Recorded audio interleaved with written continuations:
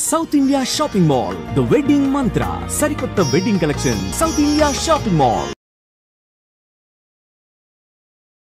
నమస్తే రమగారు. నమస్తే చే రమగారు, 40+ క్రాస్ అయిన వాళ్ళు ఖచ్చితంగా ఈ నియమాలు పాటించాలి, పాటించటం మంచిది అనుకునే మీ పాయింట్స్ ఏమైనా ఉంటే చెప్పండి. తిండి తగ్గించుకోవాలి, జంక్ ఫుడ్ మానేయాలి, లేట్ నైట్ పార్టీసు అవి తగ్గించుకోవాలి, early to bed early to rise ఇది పెట్టుకోవాలి. ఓకే. ఆరోగ్యాన్ని కాపాడుకోవాలి, ఒంటరిగా ఉండటానికి అలవాటు పడాలి, పిల్లల నుంచి సెపరేషన్కి ప్రాక్టీస్కి వెళ్ళాలి. ఇన్ని ఉన్నాయి రమగారు, చాలా ఉన్నాయి. ఇంకా ఒకవేళ మీరు ఏదైనా కెరీర్లో ఉంటే నేను ఓల్డ్ అయ్యాను లాంటి భావాల్లోకి వెళ్ళకూడదు. ఓకే, అయితే ఓకే. ఓల్డ్ ఫీలింగ్స్లోకి వెళ్ళొద్దు. ఇవి ఓల్డ్ అవ్వటము, పెద్దవాళ్ళు అవ్వటము, 40 వచ్చేసరికి 40వ పడిలోకి వెళ్ళి వచ్చేసరికి కొంత జాగ్రత్త పాటిస్తే మీ పని చేసే క్షమత పెరుగుతుంది, మనం ఎక్కువ పని చేయగలుగుతాం. అంతేగా. ఇప్పుడు కెరీర్లు ఉద్యోగాలు వచ్చినాయి కదా జయ, కెరీర్లు ఉద్యోగము వ్యాపారము ఒకవేళ ఉంటే మోడలింగ్ లాంటి దాంట్లో ఉన్న వాళ్ళు కూడా యాక్టివ్గానే ఉంటున్నారు చాలామంది. 40లో వచ్చినా కూడా మన వాళ్ళు ఇండియాలో కూడా ఈ కాపాడుకుంటే మరింత ఎక్కువ పని చేయగలుగుతాం మనం. ఇప్పుడు అవి లేవు, ఆ వ్యవహారం లేదు, ఏదో చిన్న ఉద్యోగం చేసుకుంటూ ఇంటిపటి నుండి పిల్ల మేకని చూస్తాం మనం. మనకు 40 వచ్చేసరికల్లా మన పిల్లలు మన నుంచి సెపరేట్ అవుతారు. నేను ఒంటరిగా ఉన్నాను అనే భావాల్లోకి వెళ్ళకూడదు, ఎంగేజ్ అవ్వాలి. మనకు ఏదైనా ఒక సొంత వ్యాపకం ఉంచుకోవాలి, సొంత డబ్బు, సొంత సంపాదన, సొంత సేవింగ్స్. నేను ఆడవాళ్ళని చెడగొడుతున్నానని భావించకండి, అలాంటి కామెంట్లు పెట్టకండి దయచేసి. దీన్ని ఇండిపెండెంట్గా ఉంటేనే ఈ కాలంలో కుదురుతుంది. వీటితో పాటు మీకు ఏదైనా సొంత వ్యాపకం క్రియేటివ్గా ఉంటే కనుక ఏదైనా క్రియేటివిటీ ఉంటే దాన్ని ఎన్హాన్స్ చేసుకునేందుకు ఏదైనా ట్రై చేయటం,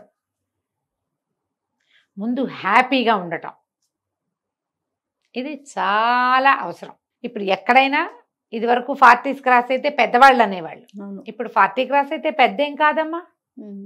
ఇప్పుడు ఎప్పుడు అంటారు రమగారు? ఇప్పుడు 50 దాటి 60 దాటితే ఇప్పుడు నేను పెద్ద అంటే నువ్వు ఒప్పుకుంటావా? కాదు, అంటే 60 దాటాలి.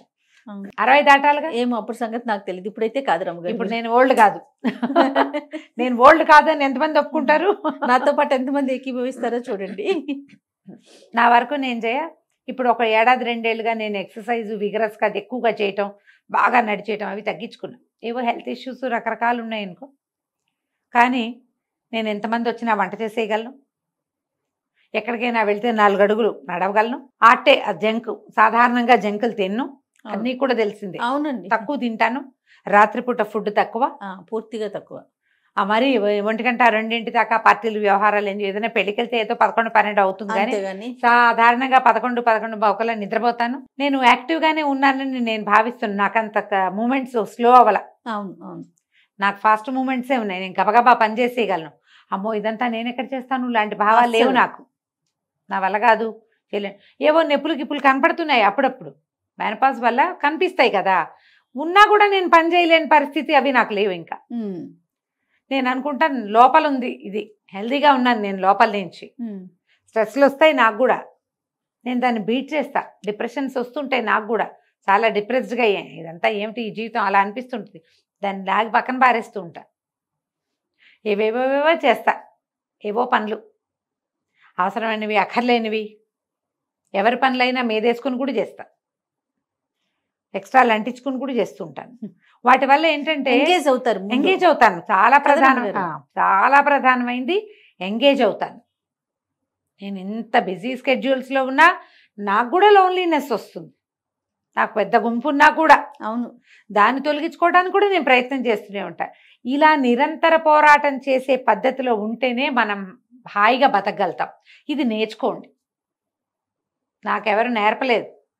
అలాగే ఇంకా లేకపోతే నేను కూరుకుపోతున్నానని తెలుస్తోంది. నువ్వు కూరుకుపోతున్నావు అని ఎవరైనా మీకు చెప్పాలా? నాకు అర్థం కాదు అసలు. అది ఎప్పుడు ఏదో బాధగా ఉంటుంది, ఏమిటో విసుగ్గా ఉంటుంది. నేను ఇందులోకి వెళ్ళిపోతున్నాను. నేను ఒక సినిక్గా మారిపోతున్నాను. అందరినీ విమర్శించటము, ఎవరి పట్ల సాటిస్ఫాక్షన్ లేకపోవటం, జీవితం పట్ల సాటిస్ఫాక్షన్ లేకపోవటం, మన పట్ల మనకి సాటిస్ఫాక్షన్ లేకపోవటం, సెల్ఫ్ ఎస్టీమ్ కోల్పోవటం, మనని మనం శభాష్ అనుకోకపోవటం, ఇవన్నీ ట్రబుల్స్ 40 తర్వాత వస్తాయి. ఆ 40 దాకా మనం బిజీగా ఉంటాం ఎంతో కొంత. ఇక్కడి నుంచి మన లోన్లీనెస్, మనకి జనాలతో సెపరేషను, ఆ శరీరం కొంత సహకరించకపోవటము, కాస్త బ్యూటీ వ్యవహారాలు, కొద్దిగా మేకప్ పెరిగి బ్యూటీ తగ్గడము, ఇవన్నీ వస్తాయి. ఇవి వచ్చినప్పుడు మనం ఏం చేస్తామంటే మన మీద మనకి సాటిస్ఫాక్షన్ పోతుంది. అది పెంచుకోండి. ఓకే, ఎలా ఉన్నా సరే మనని మనం యాక్సెప్ట్ చేయకపోతే, మననే మనం యాక్సెప్ట్ చేయకపోతే ఎవడు చేస్తాడు మనని? వాళ్ళు ఎవరో ఎందుకు చేయాలి? ముందు మనం చేయాలిగా. కరెక్ట్. మనని మనం శభాష్ అనుకోవాలి. వెరీ గుడ్, నేను బాగా చేశాను అనిపించాలంటే నువ్వు బాగా చెయ్యాలి ముందు. అది ఏమైనా చెయ్యాలి. ఇది చేయకపోతే కష్టమేనమ్మా. చేయకపోతే మనం బయటపడలేము వీటిలలో నుంచి. ఎందుకంటే మనకి సమాజాలు చిన్నవి జయ. అవునండి, నేను ఎప్పుడు ఈ మాట చెప్తూ ఉంటే జయ లోపల ఎలా ఉంటుందంటే ఏదో నొప్పిగా ఉన్న ప్రాంతాల్లో మళ్ళీ కొడుతున్నట్టు ఉంటుంది. ఇక్కడ మోచేతి మీద దెబ్బ ఉంది, అక్కడ మళ్ళీ దెబ్బ తగిలితే ఎలా ఉంటుంది? అలా అనిపిస్తుంది నాకు ఈ మాట చెప్పడానికి. మనకి మన అమ్మా నాన్నలకి మనం ఒకళ్ళే ఇద్దరే పిల్లలుగా మనం కూడా ఉన్నాం. కొంతమంది నా ఏజ్ ఉన్న వాళ్ళు ఉన్నారుగా. మీకు కజిన్స్ తక్కువ, అందరికీ ఒక్కొక్కళ్ళు ఇద్దరిద్దరు. మధ్యలో ఈ కరోనా దౌర్భాగ్యం వచ్చి కొన్ని పోయినాయి టికెట్లు, జనం తక్కువ. ఫ్రెండ్ సర్కిల్ మెయింటెనెన్స్ అందరి వల్ల కాదు, ఫ్రెండ్స్ తోటి కూడా తూతూ మేమే అనుకుంటూ ఉంటారు. ఒకళ్ళనొకళ్ళు యాక్సెప్టెన్సీ పోయింది. ఎప్పుడైతే మనం పాండమిక్ చూసామో జయ, ఇతరులని భరించటం అనేదే పోయింది మన దగ్గర. ఇప్పుడు అలవాటు పడిపోయిందంట. ఇప్పుడు లోన్లీనెస్సే కాదు, అవతల వాళ్ళలో తప్పులు ఎంచడం మనం ఎక్కువగా చేస్తున్నాం. ఎంతసేపు తప్పులు ఎంచుతాం. అవును. అప్పుడు ఎవరుంటారు మనకి మనమైనా ఉండాలిగా. అంతేగా కదా. మనుషులు ఉంచుకోండి. 40 దాటాక ఫ్రెండ్షిప్ చేయండి. ఇది ఒకటి నేర్చుకోండి. మీకంటే చిన్నపిల్లల్ని చూసుకోండి, వాళ్ళు యాక్టివ్గా ఉంటారు, మనం వాళ్ళతో పాటు లాగేస్తాం. నాకు అలాగే ఉన్నాయి టికెట్లు, చిన్నవి చిన్న ఫ్రెండ్స్. వాళ్ళతో మాట్లాడుతూ ఉంటే మనం ఇంకొంచెం యంగ్గా అవుతాం. అవును అవును. మన ఏజ్ ఫ్రెండ్స్ మనకి ఎలాగ ఉంటారు? మన క్లాస్మేట్లు, కజిన్స్, క్లోజ్ కజిన్స్ ఉంటారు. వీళ్ళతో పాటు చుట్టుపక్కల ఇళ్లలోనో ఏ ఫేస్బుక్ ఫ్రెండ్సో యంగ్స్టర్స్ అనగానే ఎక్కడికో వెళ్ళిపోద్దమ్మా. కొంచెం మోతాదుగా ఉండి ఉంచుకోండి ఫ్రెండ్షిప్. ఎవరితోటైనా కబుర్లు చెప్తూ ఉంటే అప్పుడు అన్నీ బాగుంటాయి. నేను ఎప్పుడో చూసాను గుడ్డి సినిమా. గుడ్డి తెలుసా నీకు? ఎవరికి తెలీదా? అందరు చూడండి, నా ఫేవరెట్ సినిమా. తెలుగేనండి? కాదు, హిందీ సినిమా. జయబాదురి యాక్ట్ చేశారు అందులో. జయబాదురి అప్పటికి చాలా యంగ్, ఆవిడ మాకంటే చాలా సీనియర్ కదా, చిన్నపిల్ల.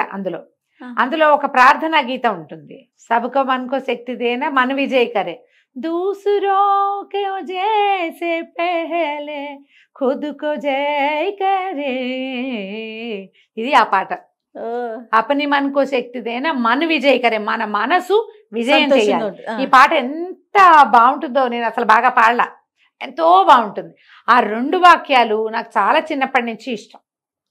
నాకు హిందీ వచ్చిన అర్థమయ్యే నాటికి చూసిన సినిమా అది. ఎవరినో జయ కాదు, ముందు నీకు జయకారం చేసుకో. నిన్ను నువ్వు శభాష్ అనుకునే లెవెల్లో నువ్వు ఉండు. అంతే. నువ్వు ఏడ్చినట్టుండి ఏదో ఒకటి చేసేసి శభాష్ అనుకోవద్దు. బాగా చేసి, బాగా ఉండి, మనిషిగా ఉండి, సరైన వ్యక్తిగా, మంచి తల్లిగా, మంచి సోదరిగా, మంచి భార్యగా, మంచి యజమానిగా, మంచి ఉద్యోగిగా ఉండడానికి ట్రై చెయ్యి. నిన్ను నువ్వు గొప్ప చేసుకో, నిన్ను నువ్వు శభాష్ అనుకో, నిన్ను నువ్వు సంతోష పెట్టుకో. దీనికోసం ఇతరులను బాధ పెట్టకూడదు. అది డెవలప్ అయింది ఇప్పుడు. నువ్వు హ్యాపీ అవ్వాలంటే వాళ్ళు ఏదైనా అని నువ్వు హ్యాపీ కాదు, నువ్వు అచీవ్ చేసి హ్యాపీ ఫీల్ అవ్వు. గుడ్డి సినిమా వెతకండి అందరూ, ఈ పాట కోసం వెతకండి. అబ్బో భలేగా ఉంటుంది పాట, చాలా బాగుంటుంది. అసలు ఆ 2 వాక్యాలు చాలు, ఇంకేం వద్దు. మన పట్ల మనకి డిస్సాటిస్ఫాక్షన్ ఉంటే దాన్ని పోగొట్టుకోండి. స్ట్రెస్ రిలీవ్ అవ్వడానికి ఏదైనా చేయండి, ఎనీథింగ్. మిమ్మల్ని గోతుల్లో పడేసే వాటిలోకి వెళ్ళొద్దు.